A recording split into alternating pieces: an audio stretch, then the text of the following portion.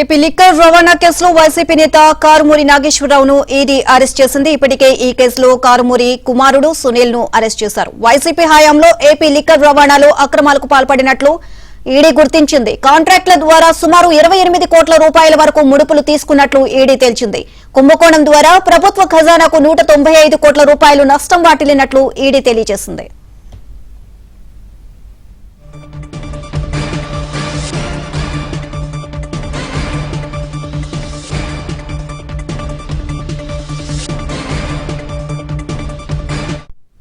ఇదే అంశానికి సంబంధించి మరిన్ని అప్డేట్స్ మా క్రైమ్ కరెస్పాండెంట్ ప్రవీణ్ అడిగి తెలుసుకుందాం. ప్రవీణ్, ఏపీ లిక్కర్ రవాణా కేసులో వైసీపీ నేత కారుమూరి నాగేశ్వరరావును ఈడీ అరెస్ట్ చేసినట్లుగా తెలుస్తోంది. ఓవరాల్ గా అప్డేట్స్ ఏంటి? ఏపీ లిక్కర్ రవాణా కేసులో కీలక పరిణామం చోటు చేసుకుంది. ఈ కేసులో మాజీ మంత్రి కారుమూరి నాగేశ్వరరావును ఈడీ అధికారులు అరెస్ట్ చేశారు. ఈ రోజు మరికొద్ది సేపట్లో అంటే మరొక గంటలో జ్యుడిషియల్ రిమాండ్ కూడా తరలించేటువంటి అవకాశం అయితే కనిపిస్తుంది. అప్పటి వైసీపీ ప్రభుత్వంలో ఏపీ లిక్కర్ రవాణాలో అక్రమాలకు పాల్పడినట్టు ఇప్పటికే ఏపీ సిట్ తేల్చింది. దాని ఆధారంగా చేసుకొని ఇందులో భారీ ఎత్తున మనీ లాండరింగ్ కావచ్చు, హవాలా రూపం ద్వారా నగదును తరలించారనేటువంటి అభియోగాలతోటే ఈసీఐఆర్ నమోదు చేసి ఈ కేసులో కారుమూరి సునీల్ అంటే కారుమూరి నాగేశ్వరరావు కుమారుడు సునీల్ ను కూడా అరెస్ట్ చేసి జ్యుడిషియల్ రిమాండ్ తరలించారు. ఇప్పుడు తండ్రి పాత్ర కూడా ఎస్టాబ్లిష్ కావడంతో ప్రస్తుతం ఈడీ అధికారులు కారుమూరిని అరెస్ట్ చేసి జ్యుడిషియల్ రిమాండ్ కూడా మరికొద్ది సేపట్లో తరలించేటువంటి అవకాశం ఉంటుంది. ఈ కేసులో తనకు ముందస్తు బెయిల్ కావాలంటూ ఇటు ఏపీ హైకోర్టుతో పాటు సుప్రీంకోర్టును ఆశ్రయించడం జరిగింది. కానీ తన పాత్ర చాలా కీలకంగా ఉందని భావించినటువంటి న్యాయస్థానాలు అతనికి ముందస్తు బెయిల్ ఇవ్వకుండా నిరాకరించింది. ప్రస్తుతం అయితే మాత్రం కాంట్రాక్టుల నుండి అంటే వైసీపీ ప్రభుత్వంలో కాంట్రాక్టుల ద్వారా సుమారు 28 కోట్ల వరకు వీళ్ళు స్విచ్ బ్యాక్ ద్వారా అంటే ముడుపులు తీసుకున్నట్లు ఈడీ గుర్తించింది. మరోవైపు ఈ కుంభకోణం ద్వారా ప్రభుత్వ ఖజానాకు సుమారు 195 కోట్ల 33 లక్షల రూపాయలు నష్టం వాటిల్లినట్లు కూడా ఈడీ విచారణలో వెల్లడైంది. ముఖ్యంగా సిగ్మా, సుదర్శన్ కన్స్ట్రక్షన్ కంపెనీలకు మద్యం రవాణాలో అక్రమాలు జరిగాయనేటువంటి అంశాన్ని ప్రస్తుతం ఈడీ గుర్తించింది. సుదర్శన్ కన్స్ట్రక్షన్ కు కాంట్రాక్టులు ఇప్పించినందుకు గాను 28 కోట్ల ముడుపుల రూపంలో కారుమూరి కుటుంబ సభ్యులు తీసుకున్నట్లు కూడా ప్రస్తుతం ఈడీ యొక్క విచారణలో వెల్లడైంది. వాటికి సంబంధించినటువంటి కీలక ఆధారాలు సేకరించారు. రవాణా ద్వారా వచ్చినటువంటి ఆదాయంలో 95 నుంచి 96% నిధులు సిండికేట్ ఖాతాల్లోకి వెళ్లాయి. ముఖ్యంగా సిగ్మా సంస్థకు కేవలం 4% మాత్రమే వెళ్లాయి. మిగిలినటువంటి పర్సెంటేజ్ అంతా కూడా వేరు వేరు సిండికేట్ అకౌంట్లకు వెళ్లాయనేటువంటి అంశాన్ని గుర్తించి ప్రస్తుతం వీళ్ళ పాత్రకు సంబంధించి ఆధారాలు సేకరించిన తర్వాత కారుమూరి నాగేశ్వరరావును కూడా అరెస్ట్ చేశారు. ఈ కేసులో మరికొంతమందిని కూడా విచారణ జరిపి అరెస్టులు కొనసాగేటువంటి అవకాశం ఉంటుంది.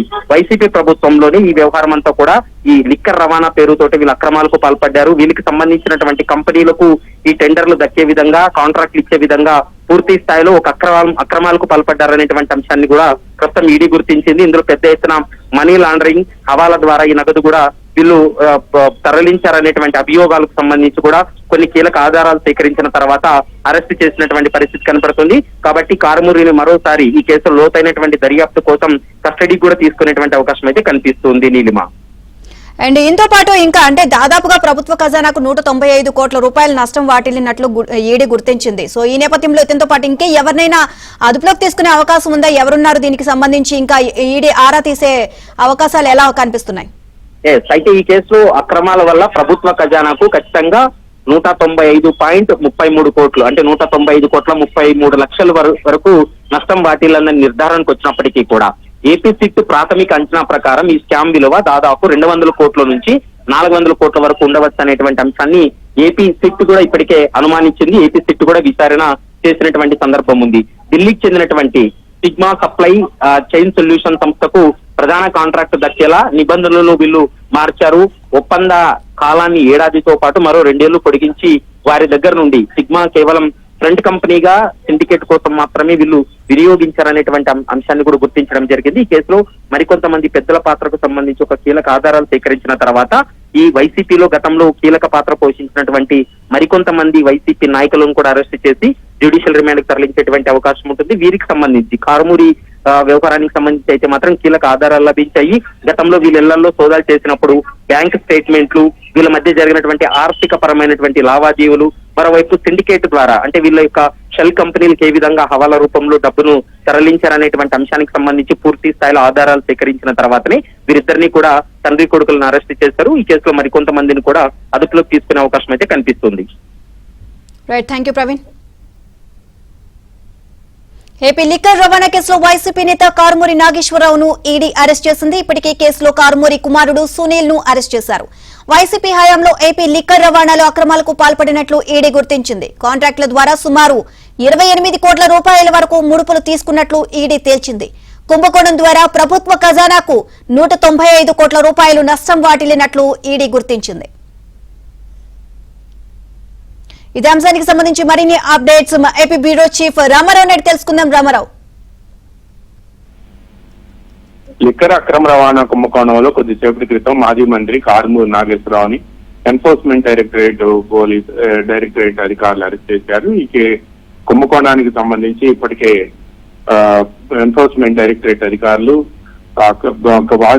కసిరెడ్డి రాజశేఖర్ రెడ్డి, అదేవిధంగా Karumuri Sunil, AP beverages corporation మాజీ ఎండి వాసుదేవ రెడ్డిని కూడా అరెస్ట్ చేశారు. అయితే వాసుదేవ రెడ్డి అండ్ కసిరెడ్డి రాజశేఖర్ రెడ్డి వీళ్ళిద్దరికీ కూడా ఇక్కడ విజయవాడ కోర్టులో వాళ్ళని పీటీ వారెంట్ లో ప్రొడ్యూస్ చేయగా వాళ్ళని అరెస్ట్ చేసినట్టు ప్రకటించినప్పటికీ కూడా చెల్లదు అని చెప్పి ఇక్కడ విజయవాడ మ్యాజిస్ట్రేట్ కోర్టు ప్రకటించింది. అయితే ఈ నేపథ్యంలోనే ఇప్పుడు కారుమూరి నాగేశ్వరరావుని కూడా అరెస్ట్ చేయడంతో ఈ కేసులో అరెస్టుల సంఖ్య 4కు పెరిగింది. కాంట్రాక్ట్ ద్వారా మొత్తం 28 కోట్ల రూపాయల వరకు కూడా ముడుపులు తీసుకున్నట్టు కూడా ఇందులో తేలింది. అదేవిధంగా ఈ కుంభకోణం ద్వారా రాష్ట్ర ఖజానాకు 195 కోట్ల రూపాయల నష్టం వాటిల్లినట్టు కూడా ఎన్ఫోర్స్మెంట్ డైరెక్టరేట్ అధికారులు గుర్తించారు. సిగ్మా అండ్ సుదర్శన్ కన్స్ట్రక్షన్ కంపెనీలకు మద్యం రవాణాలో అక్రమాలు జరిగాయని కూడా ఎన్ఫోర్స్మెంట్ డైరెక్టరేట్ గుర్తించింది. సుదర్శన్ కన్స్ట్రక్షన్ కు కాంట్రాక్ట్లు ఇప్పించినందుకు 28 కోట్ల రూపాయలు ముడుపులు తీసుకున్నట్టు కూడా ఎన్ఫోర్స్మెంట్ డైరెక్టరేట్ ఆధారాలు సేకరించింది. రవాణా ద్వారా వచ్చిన ఆదాయంలో కూడా 95-96% నిధులు సిండికేట్ ఖాతాల్లోకి వెళ్ళగా సిగ్మా సంస్థ కేవలం 4% మాత్రమే వెళ్ళినట్టు ఈడీ అధికారులు గుర్తించారు. ఈ నేపథ్యంలోనే ఈ కేసుకు సంబంధించి అంతకుముందు మద్యం కుంభకోణం కేసులో పలువురిని అరెస్ట్ చేసి వాళ్ళందరూ కూడా బెయిల్పై ఒకరిద్దరు మినహా మిగతా వాళ్ళంతా కూడా బయటకు వచ్చారు.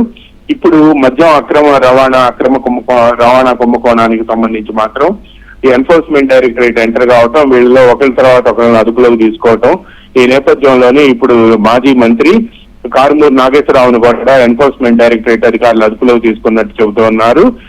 కారుమూరి నాగేశ్వరరావు తనకు బెయిల్ ఇవ్వాలని హైకోర్టుకి, సుప్రీంకోర్టు వరకు కూడా వెళ్లారు. ఇంత భారీ కుంభకోణం జరిగిన కేసులో బెయిల్ ఇవ్వడం సాధ్యం కాదని సుప్రీంకోర్టుతో పాటు హైకోర్టు కూడా వ్యాఖ్యానించింది. హైకోర్టు ఇచ్చిన తీర్పులో తాము జోక్యం చేసుకోబోమని, ఇటువంటి కుంభకోణాల్లో జోక్యం చేసుకుని నిందితులకు బెయిల్ ఇవ్వడం సాధ్యం కాదు అని కూడా సుప్రీంకోర్టు స్పష్టం చేసింది. దీంతో ఎన్ఫోర్స్మెంట్ డైరెక్టరేట్ అధికారులు మాజీ మంత్రి నాగేశ్వరరావును అదుపులోకి తీసుకున్నట్టు సమాచారం అందుతుంది. Neelima. Right, thank you Ramarao.